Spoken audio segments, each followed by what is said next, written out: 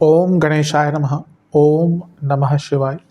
मैं निखिल ज्योतिष आचार्य आप सभी का मेरे चैनल पर पुनः स्वागत करता हूं। आशा करता हूं कि आप सभी स्वस्थ होंगे। महादेव की कृपा आप सभी पर सदैव बने रहे। ये वीडियो मीन यानी कि पाइसेस के लिए बहुत विशेष है, क्योंकि वीडियो है आने वाले सप्ताह यानी कि 5 मई से 11 मई 2025 के साप्ताहिक राशिफल के बारे में। कैसा रहेगा आने वाला सप्ताह मीन के लिए। जो मेरा साप्ताहिक राशिफल होता है वो प्रमुखतः चंद्रमा और उनकी गति पर आधारित होता है। चंद्रमा एक ऐसे ग्रह हैं जो बहुत तेज गति से भागते हैं और 2.25 से 2.5 दिन में राशि बदल लेते हैं। तो स्वाभाविक है कि पूरा हफ्ता जो कि 7 दिन का होता है उसमें चंद्रमा कई बार राशि बदलेंगे। मन के कारक है और उनकी विशेषता ये भी होती है कि जिस भी भाव में जाते हैं उसको एक्टिवेट कर देते हैं। इसीलिए डे टू डे एक्टिविटीज पर चंद्रमा का प्रभाव बहुत होता है और इसलिए साप्ताहिक राशिफल की विशेषता बहुत होती है। क्या प्रभाव रहेगा आने वाले सप्ताह में चंद्रमा का हमारे जीवन पर? क्या संभावितः अच्छा हो सकता है, क्या संभावितः बुरा हो सकता है?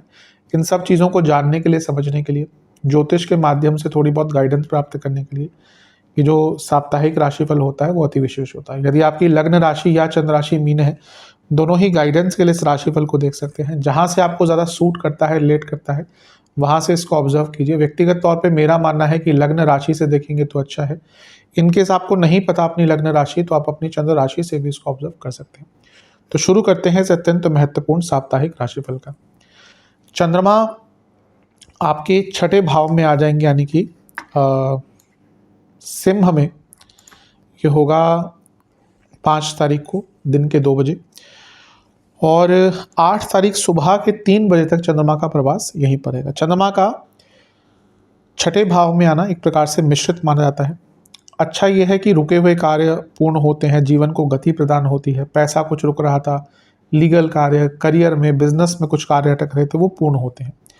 गुरु से केंद्र में है तो गजकेसरी योग बन रहा है, ये भी अच्छा है। और क्योंकि पंचमेश अपने से दूसरे में है तो धन की प्राप्ति भी दिखती है और प्रॉब्लम सॉल्विंग एबिलिटी भी दिखती है। ये सब बहुत अच्छा है। पर ओवरऑल क्योंकि चंद्रमा छठे घर में है तो व्यर्थ की चिंताएं थोड़ी सी बढ़ती है। आप देखेंगे जो व्यर्थ की चिंताएं हैं थोड़ी सी यहाँ पर आपकी बढ़ेंगी। जो चीज़ें चिंता लायक है नहीं, उन पर भी आप चिंता करना शुरू कर देंगे और इसके कारण हम अपनी ही प्रॉब्लम्स को बढ़ाते हैं। जहाँ पे दिक्कत परेशानी नहीं भी होती, हम खुद इनवाइट करते हैं। तो ये समय वैसा ही रहेगा। नवांश कुंडली कह रही है कि फैमिली के साथ टाइम बिताइएगा, आवश्यकता है इसकी। दशांश कुंडली बता रही है कि करियर में गलतियां हो सकती हैं, थोड़ा सा फोकस रखिएगा बनाकर कार्य क्षेत्र में। बिजनेस में कोई कॉन्फ्लिक्ट चल रहा था उसको सॉल्व करने का मौका मिलेगा। पार्टनर्स का बिजनेस है, पार्टनर्स वाला बिजनेस है, पार्टनरशिप वाला बिजनेस है तो कॉन्फ्लिक्ट्स हो सकते हैं, झगड़े हो सकते हैं पार्टनर से। लव लाइफ, कमिटमेंट इश्यूज दिख रहे हैं, थोड़ा सा इस पर काम कीजिए। वैवाहिक जीवन ठीक है, ऐसी कोई दिक्कत नहीं दिख रही, पर फिर भी कमी बहुत रही। कभी कभी ऐसा होता है कि सब ठीक भी है पर फिर भी लगता है कुछ भी ठीक नहीं है। वो जो वैक्यूम होता है ना, बहुत खतरनाक होता है और ये वैसा ही दिख रहा है।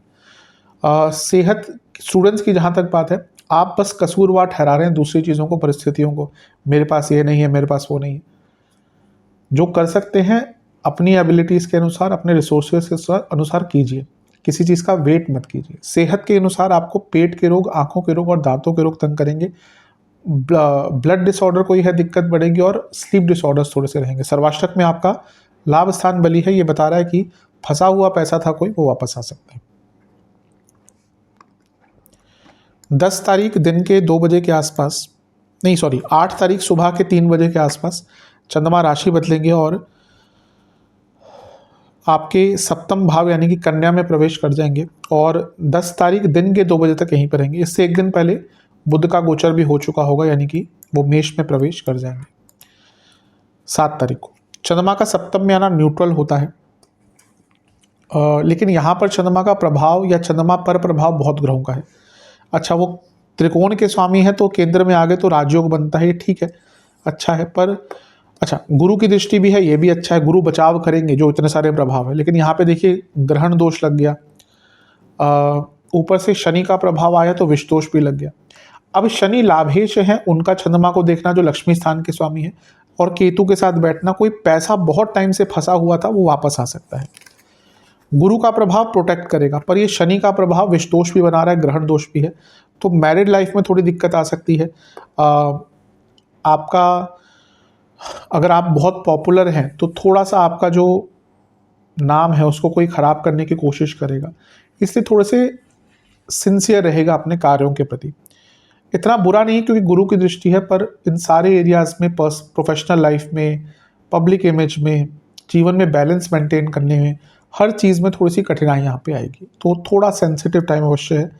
शुक्र उच्च के हैं, वो देख रहे हैं पैसा आएगा, बृहस्पति की दृष्टि है पैसा आएगा, लेकिन अदरवाइज थोड़ा नेगेटिव टाइम है, नेगेटिव टाइम है। दशा नवांश कुंडली किसी की बातों में बताइएगा, धोखा मिलने की संभावना बहुत है।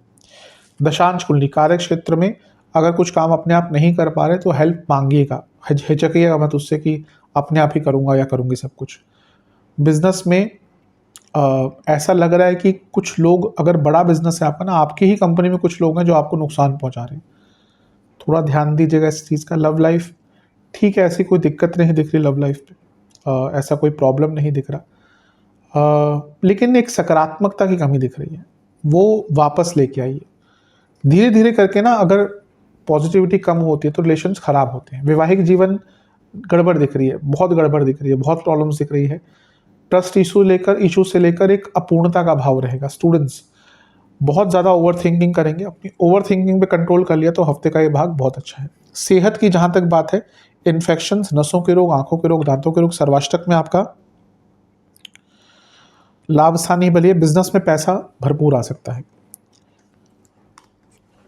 10 तारीख दिन के 2 बजे के आसपास चंद्रमा राशि बदलेंगे और आपके छठे भाव में आ जाएंगे, यानी कि तुला में, और सप्ताह के अंत तक यहीं पर रहेंगे। चंद्रमा का छठे भाव में आना एक प्रकार से, अष्टम भाव में आ जाएंगे, छठे में नहीं, अष्टम भाव में आ जाएंगे। और चंद्रमा का अष्टम भाव में आना बहुत अच्छा नहीं माना जाता। यहाँ पर चंद्रमा पर सूर्य की दृष्टि है तो ये चंद्रमा को और सेंसिटिव बना देते हैं। अब सूर्य क्योंकि छठे घर के स्वामी हैं, चंद्रमा क्योंकि 5वें घर के स्वामी हैं, और बुध क्योंकि आपके चौथे और सप्तम के स्वामी हैं, ये 4 भाव एक साथ प्रभावित है। यहाँ पर अष्टम में ये प्रभाव आ रहा है चंद्रमा के कारण, सूर्य के कारण, तो प्रॉपर्टी संबंधित कार्य पूर्ण होंगे। बिजनेस में कोई बहुत लॉन्ग ड्यू कार्य थे आपके, पूरे होंगे।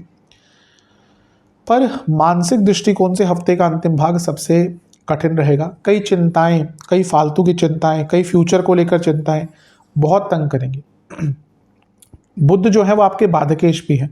अब अपने आप में क्योंकि चौथे 7वें घर के स्वामी है तो बिजनेस आदि में लाभ मिलेगा, लेकिन बाधकेश का होना, सूर्य छठे घर के स्वामी है जो व्यर्थ की चिंताएं देते ही हैं, और चंद्रमा का अष्टम में आ जाना, तो हफ्ते के अंतिम भाग में ना यही होगा कि आप हाइपोथेटिकल सिचुएशन बनाना शुरू कर देंगे। ये भी है, वो भी है, वो भी होगा, वो भी होगा, और उसके कारण जो प्रॉब्लम मैंने कहा नहीं भी है ना, वो भी प्रॉब्लम लगने लग जाएगी। कभी कभी होता है कि हम इतना भयभीत हो जाते हैं चीज़ों को लेकर, और चीज़ वो बहुत छोटी सी होती है, प्रॉब्लम बहुत छोटी सी होती है, पर हम इतने सिनेरियोज बना देते हैं ना कि हमें वो छोटा सा प्रॉब्लम भी एक बड़ा हर्डल लगने लग जाता है।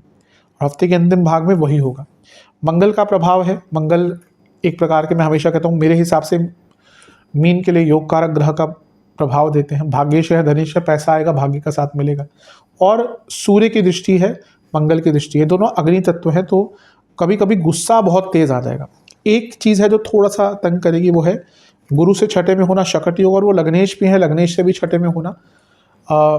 आपको ना, एक तो आपका कोई बहुत इंपॉर्टेंट कार्य विलंबित हो सकता है, दूसरा आपको बहुत चीज़ें जो आप नहीं कर पा रहे वो बहुत आपको उदास कर देगी। कभी कभी क्या होता है, हम बहुत कुछ सोच के चलते हैं, ये भी करना है, वो भी करना है, पर हम टाइम के साथ उनको नहीं कर पाते, और ये वो समय है जब आप जो नहीं कर पाए हैं जीवन में, वो आपको बहुत नेगेटिव फीलिंग देने वाला है। नवांश कुंडली बता रहा है कि यात्रा का योग बन सकता है हफ्ते के अंत में। दशांश कुंडली कार्य क्षेत्र में बहुत आराम से बातचीत कीजिएगा। दशांश कुंडली का बिजनेस के हिसाब से थोड़े से खर्चे बढ़ सकते हैं हफ्ते के अंतिम भाग में, लॉसेस भी हो सकते हैं। लव लाइफ की जहाँ तक बात है, शांत रहिएगा, ज़्यादा रिएक्टिव मत रहिएगा। वैवाहिक जीवन, ये वो टाइम है जब सत्य बोलना है। जो भी मन में चल रहा है, जो चीज़ें आपको भयभीत कर रही हैं, जो आपको चीज़ें अच्छी नहीं लग रही हैं, उनको डिस्कस करना अपने पार्टनर के साथ। स्टूडेंट्स थोड़ा क्रिएटिव होइए, कुछ नयापन लाइए अपने स्टडी के तौर तरीकों में, उसकी आवश्यकता है। सर्वाष्टक की सेहत की जहाँ तक बात है, आपको इन्फेक्शंस और हड्डियों की प्रॉब्लम तंग कर सकती है। सर्वाष्टक में आपका 12वां घर बली है, विदेश से कुछ काम अटक रहे थे, पूर्ण होंगे। उपाय के स्वरूप में आपको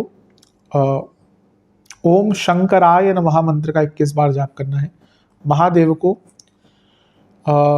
हलवे का या किसी भी मिष्ठान का भोग लगाना है।